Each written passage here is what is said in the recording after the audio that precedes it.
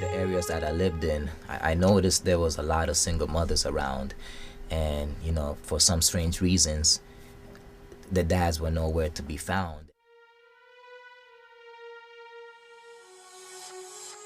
Dad wasn't there emotionally. I don't know. I've never met my father.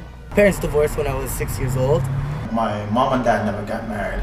I grew up in a single parent home. He's been there, but he hasn't really been there. Like, he was around when I was sleeping mostly.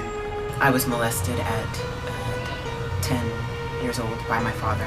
My dad was also cheating on her with other women. Essentially, I think that the reason that they did get a divorce is because men just weren't acting like men. I won't ever remember my dad and my mom hugging him. He left me and my mother when I was around 2 years old. I just remember a presence or something that we were running from. It's almost like if they just had just a few answers, it would have made a difference in life. Just why is my dad not here? And is it my fault? Did I do anything for him not to be here? Does he love me? The first time I actually got a glimpse of him was when my mom and my grandmother they just happened to be cleaning up their room or whatever, and they had some pictures lying around, and I ended up walking in and I saw pictures, but they were like shuffling to hide, like hide. But then my mom was like, you know what, she's old enough, might as well just tell her whatever, or show it to her. Saw him, I don't even remember what he looks like now. I was like young when I seen the picture. And I remember the violence, you know, and I remember stories of my mom telling me how it used to shut me up with a rolled up newspaper, you know. He always called us from work to reassure us that he was there, and you know, that he missed us and that kind of stuff, but he was never there physically. There was a lot of fights in the house, and I don't know, I just seen it coming. But I was so young, I just didn't think I could do anything about it.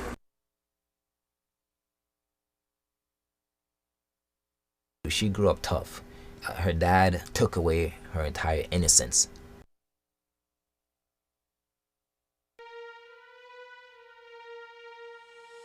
My half-sister was raped by my father, and she moved out. And when she moved out, then it started happening to me. I went to my mom once, and my father, once he was confronted about it, he denied it and basically said that I was a liar and I was evil. And so basically I tried to get every chance to get out of the house that I could, to not be alone with him. My mother, she knew about the situations, but I guess because she was going through her own problems, or, you know, she was very depressed and very suicidal, so she wasn't the easiest person to approach. And I remember talking to a couple of them, and it was quite often that a lot of rage and anger came out because they had no answers to all these questions. They didn't know why their dad wasn't there. They didn't know what happened to him.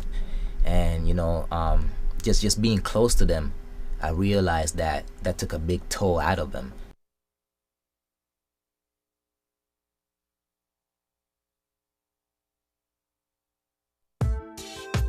I mean, I couldn't really resent him because he was trying to do good for us by putting food on the table. But then, you know, you kind of have that missing for him because you see other kids with their dads, and when they have the parent and the student day, you know, my dad wasn't there, I had to bring my mom. So in those aspects, I felt a ways, but in other aspects, I respected him because he was out there trying to help us. So it's like I have to rely on other people to mentor me, you know what I mean, to really show me a certain path and all of that. But I have to give God thanks for where I'm at in my life and for who He has placed in my life to really guide me as a father figure.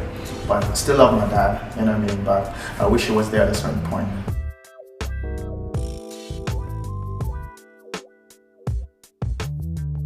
And it makes me like resent for that even up to today. Because he doesn't even call us. He can't call me especially. He doesn't even call nobody at all. He sits down on the couch, do whatever, and then he go to work. you feel a lot of pain. You know, you don't understand why your parents left each other other than they weren't happy together. You know, where a lot of people aren't happy together, but they do stick together.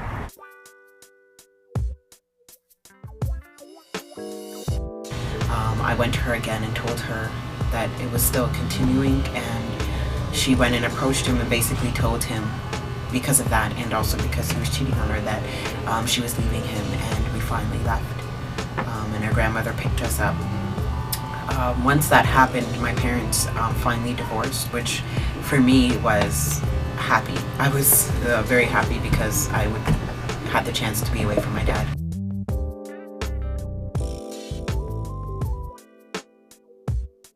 You know, these friends were close to me, so it's almost like I feel what they were going through.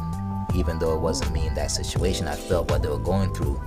So I made sure, I remember when I decided to do this DVD, I wanted to almost try to give some light to this situation. It's almost like I was designed to do it. Meeting my father, you know, for the first time at around 20 years old, one of the first things he says to me is, you know, 5'10" can take 6'1" any day, son. And I'm thinking, I just want to meet my father. Yeah. You know, and the sad part is when I met him 2 years later at my aunt's wedding on that side of the family, he didn't know who I was. I went up to him and shook his hand and said, "Hi, Dad." And he honestly looked at me like, who is this guy talking to me? And, you know, that was, I think, some of the last contact that we've had.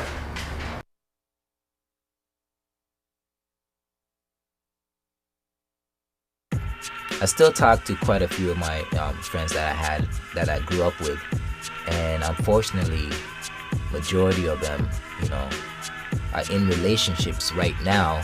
They're just doing exactly what their dad has done to them, and it's almost like a cycle. How it affects me is that I don't know, like once I leave, once I'm old enough to grow my own nest and start a family of my own, what's gonna happen? I sat home and I asked myself a lot of questions, and why does it have to be like this? And what can I do to shed light on this issue to maybe, you know, I don't know about change, but maybe just get people's minds thinking and try to make a difference in maybe the next generation. We may not be able to change the present generation, but we could change the next generation behind us. I've spent a lot of my life, my adolescent life, trying to fill that void, trying to search. You know, I went through drugs, I went through violence, I went through sex, I went through bouts of depression, and then I got really successful with my career. And through it all, it was just an absence that I was trying to fill, you know. Yeah, and one of the things that I attribute that absence to is not having a father. Well, I made sure when I was doing this DVD, I got real life people that are going through real life situations, and you know, I did a lot of interviews with a lot of women and a lot of men that have gone through this particular issue, not having a dad around. And you know, with the women, I noticed that a lot of the women, they grew up not knowing how to have a relationship with the opposite sex. It's kind of strange because it's almost like they never got that affection and love from their father, that they started seeking that affection from their boyfriends or, you know, husbands or whatever. They started seeking that and desiring that. And you look for male companionship, and it doesn't matter where it comes from. It's sometimes it's the wrong person, sometimes it's the right person, but you look for it. And I guess, I don't know, I find that I'm closer to males than I am with females, because I think I want to learn more about them, because I haven't had like a genuine male figure in my life. Basically, because of this, I feel that all of my relationships after this were abusive.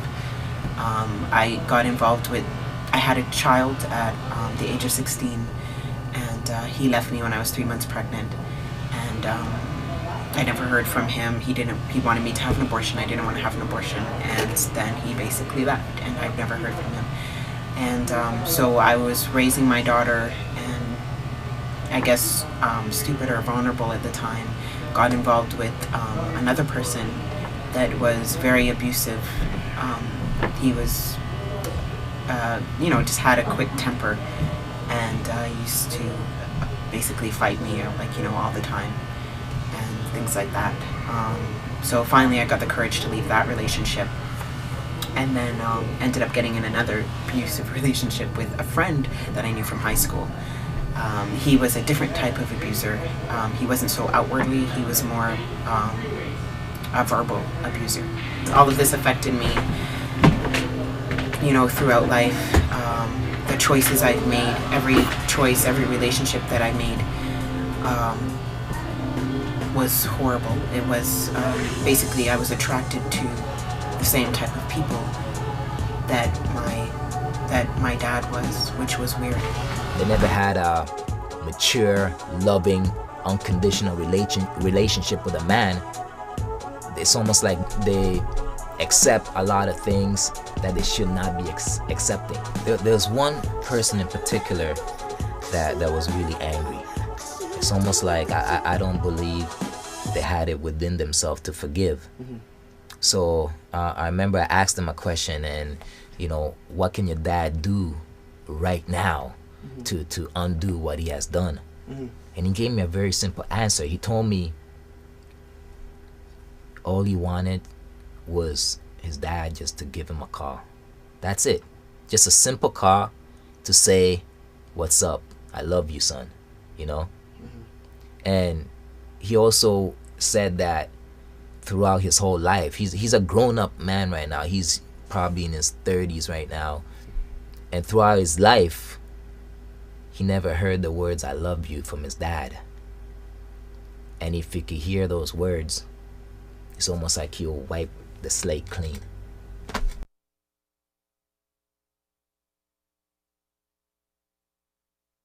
If he could do anything right now to make it better, what can he do?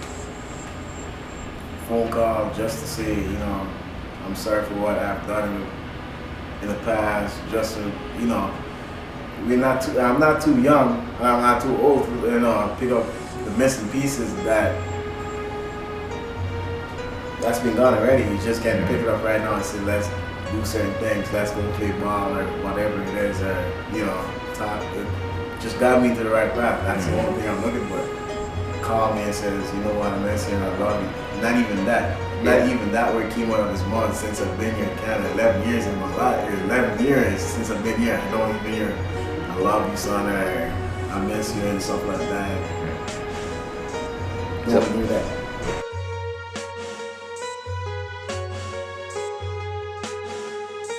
You got two sides now. You got one side, one set of fathers that just don't care. They're just gonna do whatever they're gonna do. The other set now, they really sincerely care, but they're doing what they know. Their dad wasn't there, so they're just doing what they know. You know, they never seen a man around. They never had that experience, so you know, so it's almost like a routine that they become the person they hated. They become the person they never wanted to be. They become that person they promised they'll never become. Growing up without that influence directly in my life, present in my life, in all the situations, that it gave me the ability to overcome violence as a method to succeed and get what I wanted in life. I don't really feel that it's a positive thing for any kid to go through in their life. It does have long effects. There's a lot of things that you think you did miss growing up with a complete family. everything like that. I know for one, I would never divorce my wife with a child to see, just to know the understanding and to know the outcome of what the child's gonna miss in its life.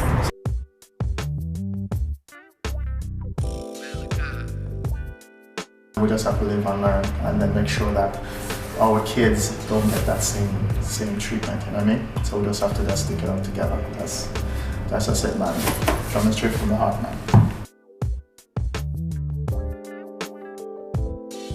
People these days decide to change the society, and they think that arranged marriage is something that you don't know of nobody, you don't know them too well, you can't live the life how you would if you were to fall in love with them.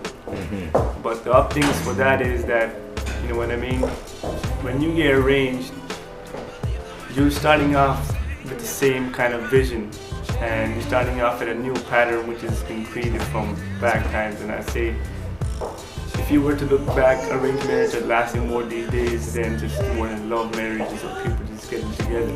These days, you don't know. What people tend to forget is you gotta be together, and you gotta have mutual understandings. You gotta be one way. You can't be criticizing one, criticizing the other, or not being able to listen or understand each other. So listening to one another, and that has a big part to do with it, and that sometimes falls into this society where people don't want to get arranged, but that portion of the understanding comes from arranged marriages.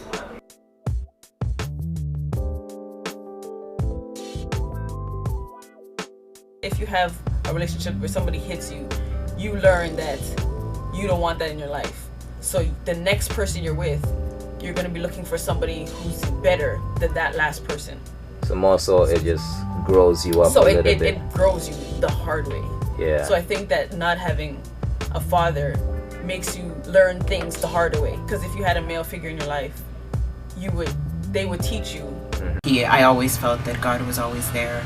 But because of my insecurity and I guess sitting in condemnation, there was nothing out there. There was nothing. Like, I tried the clubs. I was on the streets. I went from shelter over. I've had many friends. I've gotten the cool groups. I've gotten VIP treatment. And there was still an emptiness. And there was just a constant need for things, and nothing could fill that void. And the only thing that did was God.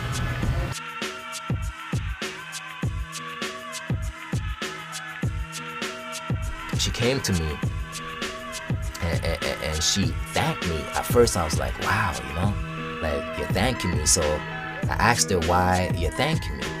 And she said, you know what? She always wanted to get that out of her chest. But, she always kept that stuff inside of her. And she told me that, she it's almost like a release.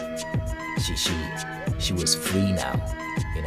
She wasn't angry no more. She wasn't the person that she was in the past. She was a new person with a new life, and she realized it's almost like the only way she could have moved on is to just forgive. As I lay on the road, on the dirt, under the mist, my eyes start to swell. How can I ever conquer this? Let me just stay adrift and reminisce in my own loneliness, only to remember times when my pillow was soaked. Man after man continually choked. Why won't my life slip? Why, when he shot, did he continually miss? Childhood vanished at the age of 6, waking to hear my sister screaming in the basements. The one who bore us showed us pain, not love. Outsiders who don't know called us hooligans and thugs. Over and over looked in our eyes saying, you kids tell nothing but lies, when really the truth was so ugly they had to hide. But behind the echoes of the whispering winds, slowly the drums kept beating and beating. 1 grain of sand is left in the heart of this man, touching women like we're pieces of meat, feeding us drugs like pimps do hookers on the street. Had my mind in a trance, creating my own illusions, delusions. My mind became possessed by the spirit of confusion. So many chains of bondage, till one was set free when I decided to cry out to the Lord for mercy. Could this be it, the fulfillment of my many dreams? Could I finally let go and have my mind at peace? Of course not, no. Having to pay rent and a child at the age of 16, wanting what every child had, made me seek for love in the streets. But the streets are old and wise in its ways. And its goal is to turn young hearts old and to live a life of decay. But behind the echoes of the whispering winds, slowly the drums kept beating and beating.